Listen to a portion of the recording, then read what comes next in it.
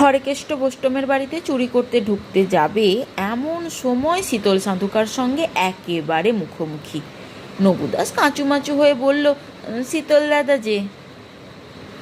শীতল একটু উচ্চাঙ্গের হাসি হেসে বলল, দিনকাল কি পড়ল রে নবু? মগজ পাকলো না, হাত মক্স হলো না, গুরুবরণ হয়নি, দুধের ছোকরারা সব লাইনে নেমে পড়ল। ছি ছি, বিদ্যেটার উপর ঘেন্না ধরে গেল রে। শীতল দাস মান্যগণ্য লোক, লাইনে তার খুব নামডাক, বয়সেও বড়। তবু কথাগুলো শুনে নবুর ভারী আঁতে লাগলো। বলল, দেখো শীতল দাদা, আমাদেরও ঘর সংসার আছে, আমাদেরও পেট চালাতে হয়। একজন লুটেপুটে খাবে আর আমরা আঙুল চুষবো, এ তো নিয়ম নয়। আর মগজ পাকার কথা বলছো, মগজ কি আর ঘরে বসে থাকলে পাকবে? কাজে নামলেই মগজ খোলে।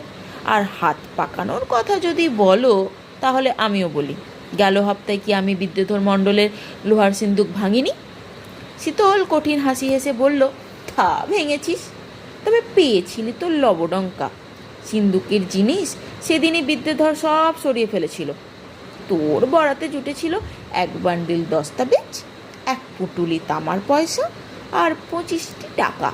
নবু বলল, সেটা বড় কথা নয় শীতলদা, সিন্দুক যে ভেঙেছিলাম